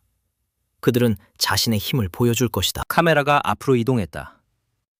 멀리서 토마스 안드레가 얼어붙은 계곡을 지나고 있었다. 그의 거대한 몸집은 살아있는 요새처럼 움직였고 긴 코트 아래로 근육이 꿈틀거렸다. 그들 위로 높이 얼음 절벽의 거친 틈새에 숨겨져 있었다. 두 인물이 완벽하게 가만히 있었다. 박도진과 이민성은 얼어붙은 바위에 몸을 바짝 붙였다. 그림자가 그들의 몸에 단단히 달라붙었다. 그들의 존재는 주변의 얼음과 완벽하게 어우러졌다. 아래에서는 토마스 안드레와 그의 길드가 아무것도 눈치채지 못한 채 지나갔다. 박의 입술에서 차가운 숨결이 하얀 연기로 흘러나왔다. 그의 눈은 좁아지고 집중력은 날카로워졌다. 저기 있다. 그의 시선은 아래의 거대한 인물에게 고정되었다. 흔들림이 없었다. 그 남자는 국가급 헌터였다. 토마스 안드레. 그의 머릿속에는 수많은 생각이 스쳐 지나갔다. 저런 사람이 그들이 그 사냥꾼을 자신의 편으로 끌어들인다면 그런 수준의 사냥꾼이 합류하게 되면 세상을 뒤흔들 만큼 강력한 전쟁을 시작할 수 있을 거야. 인류 최강 전사들의 이미지가 그의 머릿속을 스쳐 지나갔다. 그 의미는 너무나도 압도적이었다. 압박감이 그의 가슴에 무겁게 내려앉았다. 박은 천천히 숨을 내쉬었다. 그의 손가락이 단단히 조여졌다. 에너지가 그 사이에서 튀기 시작했다. 격렬하게, 압축된, 절제된. 힘이 그의 손바닥 주위에 단단히 소용돌이쳤다. 그는 조심스럽게 압축했다. 그의 손에 불타는 무기가 형성되었다. 응축된 에너지로 이루어진 빛나는 활이었다. 박은 자세를 가다듬었다. 그의 눈은 날카롭게 변했다. 그는 발사할 준비를 했다. 그 아래에서 토마스 안드레는 세상에 그를 위협할 수 있는 것이 아무것도 없는 것처럼 무심하게 아무런 걱정 없이 계속 걸어갔다. 박의 손가락이 꽉 조여졌다. 그리고 긴장감 속에서 차분한 목소리가 들려왔다. 그의 뒤에서 나왔다. 명확하고 안정적이며 흔들림이 없었다. 설령 이게 경쟁이라 하더라도 다른 길드를 공격하는 것은 용납할 수 없어. 그 말들은 무게가 있었다. 박의 눈이 커졌다. 그의 소나기가 느슨해졌다. 빛나는 에너지가 흔들렸다. 희미해지는 불꽃처럼 공중으로 흩어졌다. 활이 사라졌다. 천천히 박은 팔을 내렸다. 그가 돌아서자 부츠 밑에 눈이 움직였다. 림태규는 그의 뒤에 서 있었다. 길드마스터로서 그의 존재감은 압도적이었다. 그의 목소리는 조용했지만 절대적이었다. 그는 그런 행동을 용납하지 않겠다고 말했다. 시선을 부드럽게 하지 않고 박이 무엇을 하고 있는지 알고 싶다고 단호하게 물었다. 계획 없이 행동하는 것에 대해 박은 몸이 굳었다. 그는 빠르게 대답했다. 그의 목소리는 긴장감이 감돌았다. 그들은 우연히 높은 곳에서 약탈자 길드를 발견했다고 주장했다. 그들은 단지 보상을 받기 위해 먼저 접근했다고 했다. 림의 눈이 즉시 좁아졌다. 거짓말이다. 림이 앞으로 나섰다. 그의 존재감이 더욱 무거워졌다. 그의 목소리는 차가워졌다. 그는 그들이 착륙한 이후로 박의 움직임을 지켜보고 있었다고 말했다. 멈추지 않고 그는 계속했다. 그는 박이 우연히 스캐빈저 길드를 만났다는 것도 거짓말이었는지 물었다. 그리고 이민성은 침묵을 지켰다. 이미 시선은 더욱 날카로워졌다. 그는 천천히 말을 꺼냈다.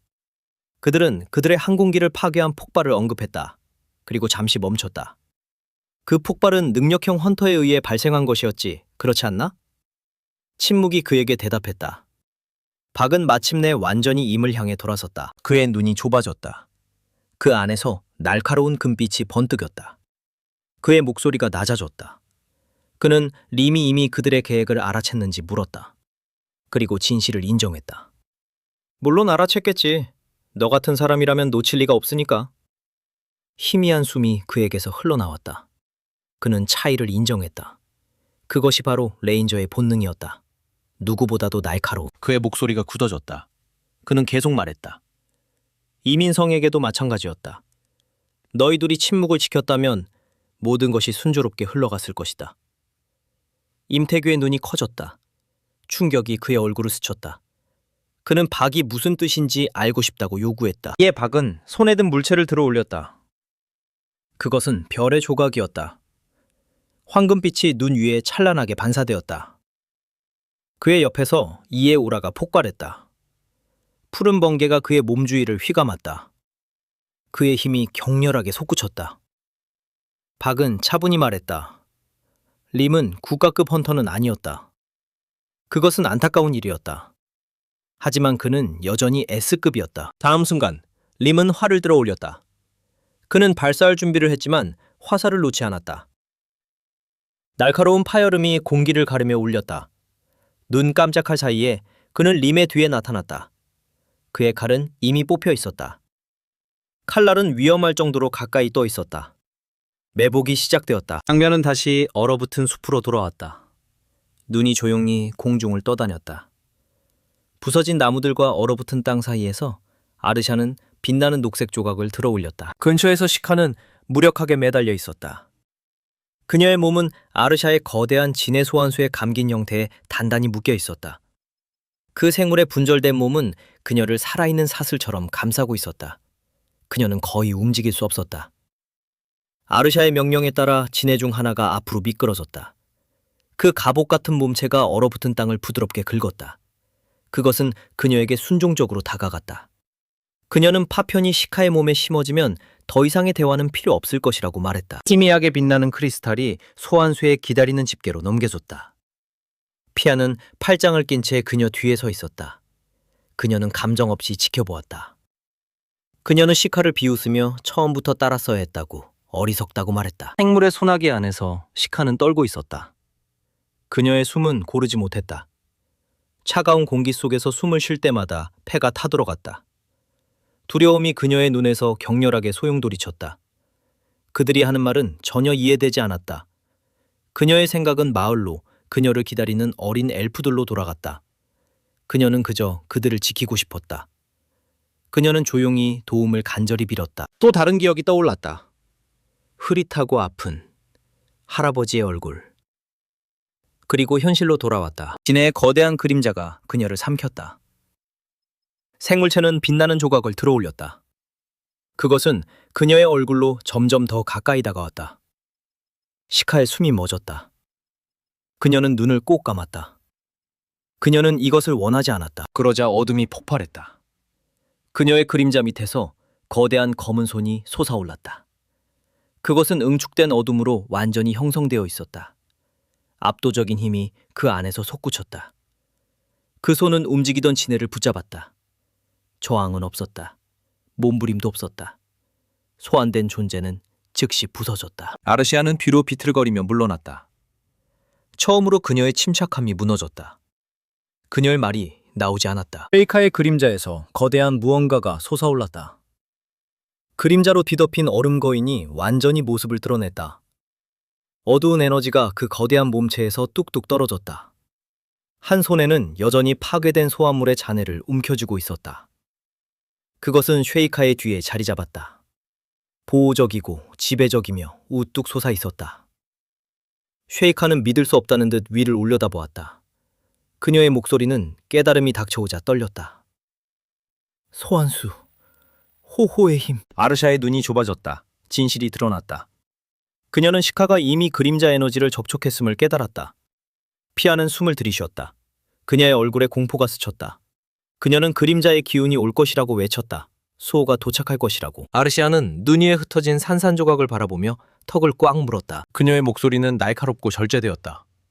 남은 별의 조각은 없었고 그녀는 여전히 이태림에 묶인 채로 수호를 마주할 생각이 없었다.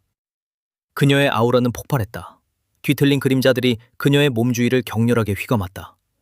붉은 빛이 그녀의 눈에 타올랐다. 그녀는 후퇴를 선언했다. 그들은 서늘한 공기를 가지고 떠날 것이다. 그녀는 그랑가에게 상황을 처리하라고 명령했다. 땅이 흔들리며 진동이 시카의 몸을 관통했다. 두려움이 그녀를 한순간 얼어붙게 만들었다. 그녀는 이를 악물었다. 떨리는 손을 억지로 진정시켰다. 더 이상 얼어붙지 않겠다고 결심했다. 두려움 아래에서 분노가 타올랐다. 그들이 먼저 그녀의 사람들을 위협했다. 다시는 도망치지 않을 것이다. 그 문제가 해결되자 시카가 돌진했다. 그녀의 단검은 단단히 쥐어져 있었다. 발밑으로 눈이 흩날렸다. 그녀는 아르샤를 향해 곧장 달려갔다. 그녀에게 도달하기 전에 그랑가가 나타났다. 마치 철벽처럼. 그의 존재가 그녀에게 부딪혀왔다. 압도적이고 숨막히게. 그의 무기가 순식간에 휘둘러졌다. 무딘 끝이 그녀의 배를 강타했다. 그녀의 폐에서 공기가 빠져나갔다. 고통이 그녀의 몸을 안으로 접어놓았다. 그 순간 천둥 같은 포효가 폭풍을 흔들었다. 그림자 얼음 거인이 앞으로 돌진했다. 어두운 에너지가 거대한 주먹 주위를 소용돌이쳤다. 그것은 그랑가를 향해 돌진했다. 그랑가는 망설이지 않았다. 그의 무기가 번쩍였다. 단 한 번의 깔끔한 일격. 그것은 거대한 그림자 구조물을 단번에 가른다. 파열되고 붕괴되며 떠도는 검은 안개로 녹아들었다. 그랑가는 미동도 하지 않았다. 그는 빈손으로 시카의 얼굴을 움켜잡았다. 그녀를 아무렇지 않게 들어올렸다. 그의 소나기는 그녀의 머리카락에 얽혀 있었다. 두피에 통증이 스쳤지만 그녀의 눈은 아르시아에게 고정되어 있었다. 그녀는 너무 강했다. 두려움과 좌절감이 그녀의 가슴을 조였다. 아르시아는 한 발짝 다가섰다. 그녀의 표정은 이상할 정도로 차분했다. 그녀는 셰이카에게 움직이지 말라고 명령하며 상황을 더 악화시키지 말라고 경고했다. 그때 공기가 비명을 질렀고 어두운 형체가 절벽에서 쏜살같이 내려왔다. 그것은 폭풍을 무시무시한 속도로 가르며 내려왔다. 그 그림자가 눈 위로 길게 드리워졌다. 아르샤의 눈이 커졌다. 그녀는 그것을 알아보았다. 그랑가는 즉시 움직였다. 그는 앞으로 나아가 무기를 들어 올렸다. 힘이 칼날을 통해 솟구쳤다. 수호는 그 자리에 서 있었다. 그의 눈에는 차가운 분노가 불타올랐다. 그는 고개를 들고 그들이 누구인지, 아이를 어디로 데려가는지 물었다. 시카의 머리가 번쩍 들렸다. 그녀의 목소리가 떨렸다. 그녀는 그의 이름을 외쳤다. 안도감이 그녀를 압도했다. 눈물이 자유롭게 흘러내렸다. 그랑가가 움직였다. 수호가 움직였다. 그의 주먹이 떨어지는 별처럼 앞으로 뻗었다. 그것은 그랑가의 무기에 부딪혔다. 충격이 폭발했다. 격렬한 충격파가 터져나왔다. 얼음과 파편이 공중에 흩날렸다. 산비탈이 흔들렸다. 충돌로 인해 폭풍이 탄생했다. 그랑가의 눈이 커졌다. 그 힘은 그가 예상했던 모든 것을 초월했다. 그의 무기는 비명을 지르며 금이 가고 격렬하게 진동했다. 그의 소나기는 점점 약해졌다. 그 순간이면 충분했다. 아르샤는 행동했다. 그녀는 셰이카의 팔을 잡고 전속력으로 끌고 갔다. 피아는 뒤따랐다. 그들은 얼어붙은 땅을 가로질러 도망쳤다. 피아는 당황해서 우리가 어떻게 해야 하냐고 외쳤다.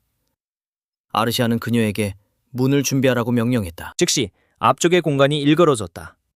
텔레포트 게이트가 형성되기 시작했다. 아르시아는 손에 힘을 주었다. 수호의 성장은 비정상이었다. 그의 힘은 논리를 초월했다. 하지만 그랑가가 그를 지체시키는 한 탈출은 가능했다. 그러자 뼈를 부술 듯한 무거운 목소리가 그들 뒤에서 울려 퍼졌다. 수호는 그들이 어디로 가고 있는지 알고 싶다고 요구했다. 그랑가는 이미 무릎을 꿇고 있었다. 그의 무기는 산산조각이 나 있었다. 그의 거대한 몸이 떨리고 있었다. 수호의 오라가 그를 땅에 부드러 놓았다. 그는 일어설 수 없었다. 조금 전까지 전장을 지배하던 전사는 끝이 났다. 시카는 고개를 들었다. 몸은 여전히 떨렸지만 수호를 보자 두려움이 사라졌다. 안도감이 그녀를 휩쓸었다. 눈물이 피부에 얼어붙었다. 수호가 다시 앞으로 나아갔다.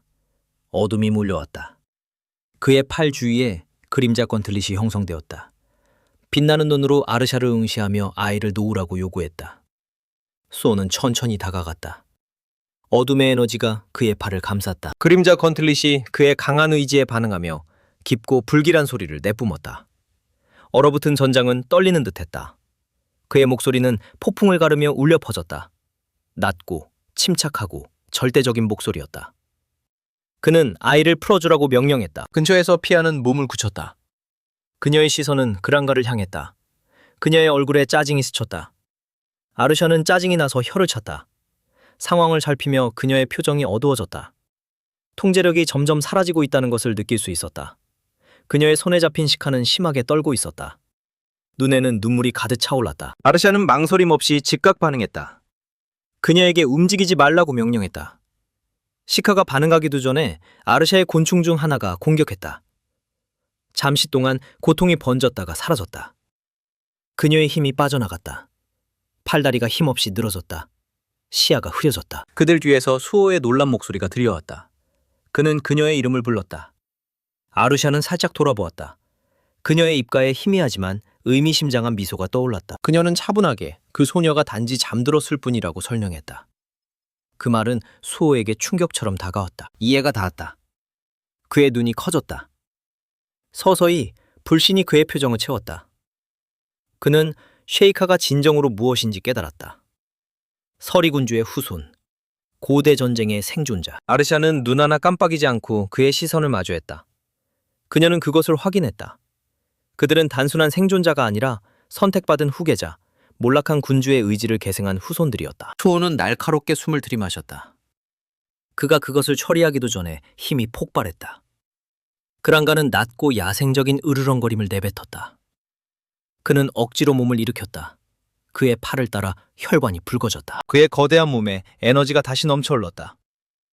그는 주저없이 무기를 들어올렸다. 칼날이 얼어붙은 공기를 가르며 날아갔다. 야만적인 공격이 수호를 향해 몰아쳤다. 수호는 가까스로 막아냈다. 충격에 의해 그는 뒤로 날아갔다. 그의 몸은 눈 위를 미끄러졌다. 그는 이를 악물었다. 충격에 눈이 번뜩였다. 양팔이 부서졌어야 했다. 회복할 시간은 없었다. 아르샤가 전투에 합류했다. 그녀의 명령에 따라 흉측한 붉은 눈의 곤충들이 튀어나왔다. 그들은 폭력적인 물결처럼 앞으로 몰려갔다. 거대한 충격파가 뒤따랐다. 눈과 얼음, 파편들이 하늘로 날아올랐다. 혼란이 가라앉았을 때 두 적은 여전히 서 있었다. 아르샤가 앞으로 나섰다. 그녀는 자신도 싸우겠다고 선언했다. 그들은 수호를 막아야 했고 피아가 문을 여는 것을 끝낼 때까지 시간을 벌어야 했다. 그 순간 힘의 체계가 자리 잡았다. 수호 앞에 창이 나타났다. 퀘스트 업데이트가 있었고 이어서 또 다른 업데이트가 있었다. 시스템은 여러 왕족 후손들을 식별했는데 일부는 알려진 인물들이고 다른 일부는 알려지지 않은 인물들이었다. 시스템은 수호가 충분한 권한이 없다고 경고했다. 그는 살아남아야 했다. 그는 자신을 증명해야 했다. 그래야만 그들을 모집할 수 있었다. 잠시 후 그의 뒤에 있던 얼어붙은 벽이 무너졌다. 이는 그가 이곳에 남아있는 후손들과 맞서야 한다는 것을 의미했다. 그의 얼굴에 위험한 미소가 번졌다. 그의 그림자에서 베루가 나타났다. 그에게서 흥분이 뿜어져 나왔다. 그는 이미 3명의 목표를 찾아냈다고 선언했다. 수호는 침착함을 유지했다. 그들이 자발적으로 협력할지 의문을 가졌다. 베루는 자신 있게 대답했다. 만약 그들이 거부한다면 강제로 하게 될 것이라고. 그랑가는 포효했다.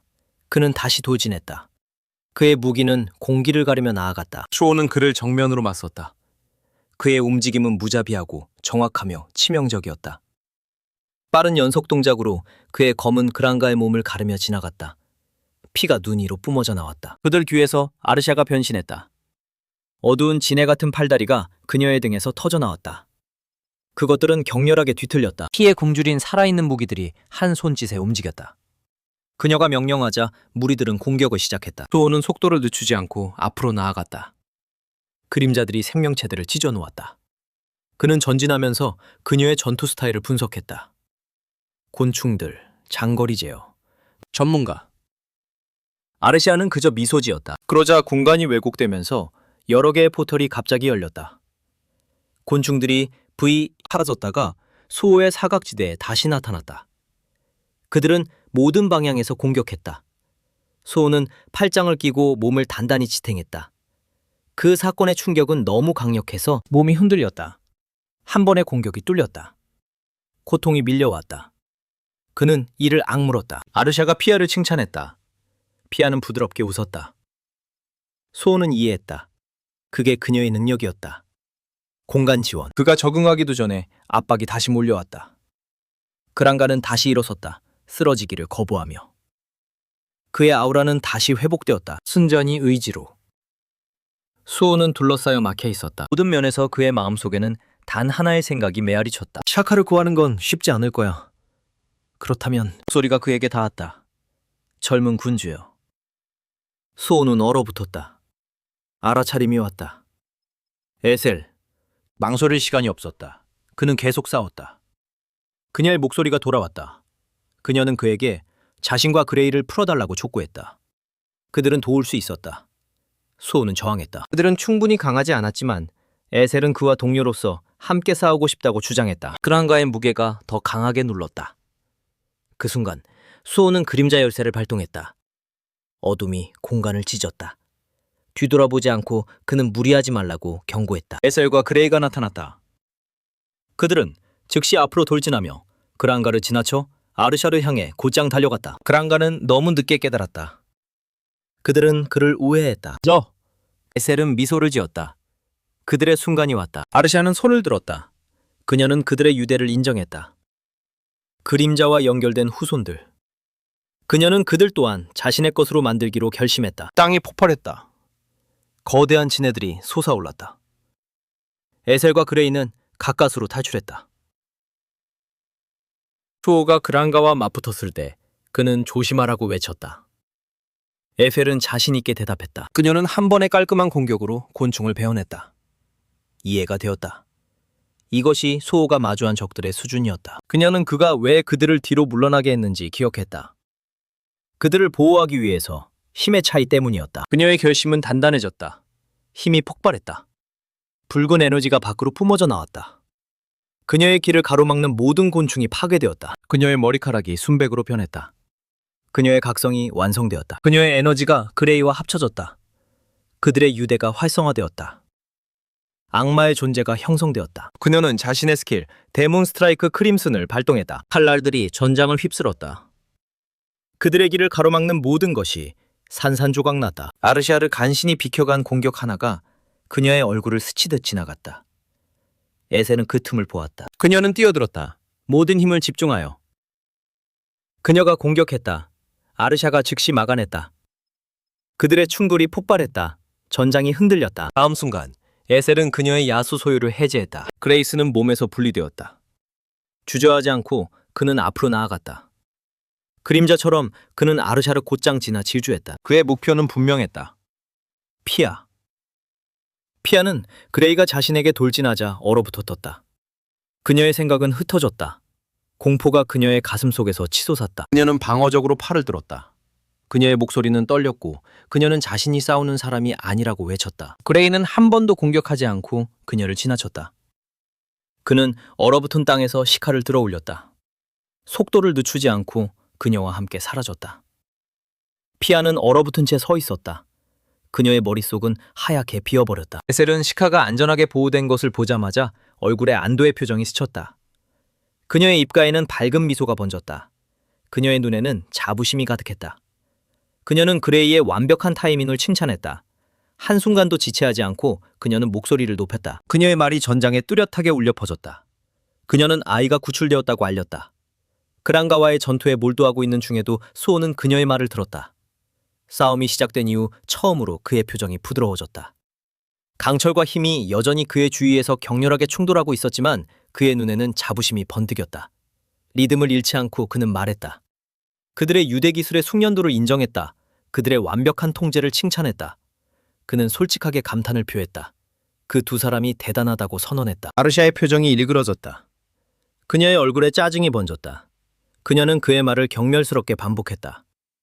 유대 기술. 그녀의 목소리가 날카로워졌다. 그녀는 그런 힘이 그의 시스템에서만 가능한 것인지 의문을 제기했다. 그녀의 안에서 좌절감이 끌어올랐다. 분노가 그녀의 얼굴을 일그러뜨렸다. 그녀는 그것이 얼마나 깊이 그녀를 화나게 했는지 인정했다. 그녀의 뒤에서 꿈틀거리던 촉수들이 굳어졌다. 끝이 날카로운 참으로 변했다. 에셀은 반응할 시간이 거의 없었다. 공격이 그녀의 방어를 뚫고 들어왔다. 날카로운 끝이 그녀의 복부를 관통했다. 그녀의 눈이 커졌다. 피가 입술에서 흘러나왔다. 그녀의 몸이 굳어졌다. 목에서 억눌린 비명이 새어나왔다. 수호는 모든 것을 보았다. 그의 눈이 커졌다. 그의 표정은 즉시 굳어졌다. 그가 그녀에게 다가가기 전에 아르샤스의 모습이 다시 변했다. 그녀의 등에서 어두운 날개가 터져나왔다. 긴 구불구불한 꼬리가 그녀의 뒤에서 펼쳐졌다. 그것은 에셀의 몸을 감쌌다. 그녀는 공중으로 들어올려섰다. 그녀의 모습은 무력하게 매달렸다. 고통스러운 신음이 그녀의 입술에서 흘러나왔다. 아르샤스는 감정 없이 그녀를 내려다보았다. 인정하게 그녀는 어떤 시스템 퀘스트도 에셀을 동료로 인정하지 않았다고 설명했다. 그러므로 그녀는 불필요했다. 그녀의 몸에 힘이 솟구쳤다. 날카로운 갑옷 같은 성장물이 그녀의 피부를 쥐덮었다. 그녀의 존재감은 더욱 무겁고 억압적으로 변했다. 그녀의 눈은 무자비한 확신으로 불타올랐다. 그녀는 판결을 내렸다. 그녀에게 죽으라고 명령했다. 그녀는 공격을 준비했다. 그때 그녀의 집중력이 산산조각났다. 그랭가의 거대한 몸이 갑자기 전장을 가로질러 날아갔다. 수호의 공격이 그를 공중으로 내던졌다. 그는 얼어붙은 지형에 격렬하게 충돌했다. 아르샤는 그를 향해 고개를 획 돌렸다. 분노가 그녀의 얼굴을 일그러뜨렸다. 그녀의 눈은 붉게 타올랐다. 그녀는 분노에 차서 소리쳤다. 수호는 틈을 보았다. 그는 즉시 움직였다. 그의 몸이 흐릿해졌다. 단 한 번의 정확한 동작으로 그의 검이 번쩍였다. 아르샤의 꼬리가 공중에서 잘려나갔다. 에셀이 떨어졌다. 그녀가 땅에 닿기 전에 수호가 그녀를 잡았다. 그는 그녀를 품에 안았다. 한 번의 동작으로 거리를 좁혔다. 아르샤는 반응할 시간이 없었다. 뒤로 비틀거리며 회복하려 애쓰는 그녀는 보았다. 수호는 그녀에게서 등을 돌렸다. 주저하지 않았다. 희미한 시스템 알림음이 울렸다. 그의 아이템 창이 열렸다. 그는 에셀 옆에 무릎을 꿇었다. 지체 없이 그는 그녀의 상처에 물약을 부었다. 액체가 그녀의 살 속으로 스며들었다. 그녀의 몸이 떨렸다. 그녀의 숨은 여전히 얕았다. 그녀는 힘겹게 말을 하려 했다. 그는 그녀에게 모든 게 괜찮다고 말했다. 그는 그녀에게 쉬라고 재촉했다. 그레이는 가까이 머물렀다. 그는 물약이 효과를 발휘하는 것을 조용히 지켜보았다. 수호는 가슴에 손을 얹었다. 어둠이 모여들었다. 그림자 던전이 그의 옆에 열렸다. 공간이 찢어졌다. 그는 뒤돌아보지 않고 말했다. 그레이에게 에셀과 시카를 안으로 데려가라고 명령했다. 그레이는 즉시 반응했다. 에셀을 부축하며 곧바로 움직였다. 그들 뒤에서 땅이 폭발했다. 얼음이 위로 산산조각 났다. 그랑가가 다시 일어섰다. 그의 거대한 몸집이 앞으로 돌진했다. 마치 한 번도 쓰러진 적이 없었던 것처럼. 눈과 잔해가 가라앉았다. 너. 아르시아는 그의 옆에 다시 섰다. 고개를 돌리지 않고 그녀는 불렀다. 피아는 즉시 반응했다. 그녀는 집중하며 앞으로 나섰다. 그녀는 문 구조를 외웠다고 설명했다. 그녀의 눈은 부드러운 파란빛으로 빛났다. 힘이 그녀의 시선 속에서 순환했다. 공간이 일그러지기 시작했다. 그녀는 영역을 여는 것이 큰 대가를 요구할 것이라고 경고했다. 하지만 그녀는 아르샤에게 필요할 때 언제든지 그것을 활성화할 수 있다고 확신시켰다. 아르샤는 자신의 권위를 되찾았다. 그녀는 그랑가와 피아에게 서리 후손을 데려오라고 명령했다. 그들 뒤로 공간이 격렬하게 뒤틀렸다. 현실이 안쪽으로 좁혔다. 푸른 빛을 발하는 포탈이 찢어지듯 열렸다. 번개 같은 전류가 그 안에서 소용돌이쳤다. 눈보라가 그것을 삼키기 시작하려는 순간 목소리가 날카롭게 울려 퍼졌다. 차갑게. 수호가 불렀다. 아르샤가 멈췄다. 천천히 그녀가 돌아섰다. 수호가 그녀 뒤에 서 있었다. 그의 몸 주위로 희미하게 그림자가 감돌았다. 그의 시선은 날카로웠다. 그의 목소리는 차분했다. 위험할 정도로 차분했다. 그는 그녀가 시스템을 볼 수 있는지 물었다. 그녀가 그림자 군주가 만든 시스템을 사용하고 있는지 물었다. 아르시아는 희미하게 미소 지었다. 서두르지 않고 자신감 있게. 그녀는 부인했다. 그녀는 자신의 시스템이 훨씬 우수하다고 주장했다. 그녀는 그것이 이미 그 가치를 증명했다고 선언했다. 그녀는 자신의 시스템이 프로스트 후손들의 출현을 예측했다고 밝혔다. 소호는 조용히 숨을 내쉬었다. 잠시 시선을 내렸다. 안도감이 그를 스쳐 지나갔다. 그는 알게 되어 다행이라고 말했다. 그것은 그의 아버지가 그녀 같은 사람에게 유산을 맡기지 않았다는 뜻이었다. 그는 시선을 들어 올렸다. 그들은 차가워졌다. 긴장감이 짙어졌다. 공기는 무거워졌다. 아르샤의 짜증이 치솟았다. 그녀는 그를 비웃었다. 그의 동료들이 그녀의 영역에 들어왔다고 지적했다. 수호는 반응하지 않았다. 그는 상관없다고 말했다. 아르샤는 믿을 수 없다는 듯이 쳐다보았다. 그녀는 그가 동료들을 버렸다고 비난했다. 그녀는 그를 전형적인 사람이라고 부르며 혼자 싸우는 사람이라고 했다. 그의 표정은 여전히 차분했다. 그는 동료들을 버린 적이 없다고 부인했다. 걱정할 이유가 없다고 말했다. 그리고 그는 사라졌다. 그가 있던 공간은 무너졌다. 왜곡된 공기와 눈만이 남았다. 다음 순간 그는 아르샤 앞에 나타났다. 그들의 무기가 부딪혔다. 격렬한 충격파가 터져나왔다. 수호는 앞으로 나아갔다. 그의 목소리는 차분했다. 날카로웠다. 그는 그녀에게 자신의 걱정이나 하라고 말했다. 아르시의 눈이 붉게 타올랐다. 그녀는 그의 공격을 정면으로 맞받아쳤다. 이를 악물었다. 전투는 다음 단계로 접어들었다. 한편 그림자 던전 깊숙한 곳에서 시카는 방 안에 널브러져 있었다. 부서진 그림자가 들이운 땅 위에 그녀의 몸이 완전히 멈춰 있었다. 그러다 그녀의 눈꺼풀이 살짝 떨렸다. 희미한 신음이 그녀의 입술 사이로 흘러나왔다. 천천히 마침내 의식이 돌아왔다. 그녀는 힘을 모아 몸을 일으켰다. 머리가 어지러웠다. 그녀는 주위를 둘러보며 혼란스러운 눈빛을 보였다. 떨리는 속삭임이 그녀의 입에서 흘러나왔다. 여기가 어디인지 이해하려고 애썼다. 아무것도 낯익지 않았다. 그때 그녀는 에셀을 발견했다. 에셀은 가까이에 누워 있었고 의식을 잃은 상태였다. 그들 앞에 보호하듯 서 있는 사람은 그레이였다. 그의 자세는 긴장되어 있었다. 몸은 약간 앞으로 기울어져 있었다. 그는 마치 방패처럼 서 있었다. 그 앞에는 그랑가와 피아가 있었다. 시카는 그들을 즉시 알아보았다. 그들은 이전에 그녀를 잡으려 했던 사람들이었다. 수많은 질문들이 그녀의 머릿속을 가득 채웠다. 그녀는 그들에게 말을 걸어 답을 요구하고 싶은 충동을 느꼈지만 움직이기 전에 압도적인 압박감이 내려왔다. 공기가 갑자기 무거워졌다. 그것은 그녀의 어깨에, 가슴에, 온몸에 무겁게 내려앉았다. 마치 공간 자체의 무게가 2배로 늘어난 것 같았다. 그 억압적인 힘은 그 안에 있는 모든 것을 짓눌렀다. 무자비하게, 절대적으로. 아무도 예외는 없었다. 그때 깊고 차가운 권위로 가득 찬 목소리가 들려왔다. 그 목소리는 그들의 목숨이 대답에 달려있다고 경고했다. 모든 말에는 위협과 판단이 담겨 있었다. 신중한 말을 요구했다. 그랑가와 피아는 즉시 얼어붙었다. 그들의 몸은 생각보다 먼저 반응했다. 아뭇은 그들 위에 서 있었다. 그의 존재감은 던전을 지배하고 있었다. 높은 위치에서 그는 그들을 내려다보았다.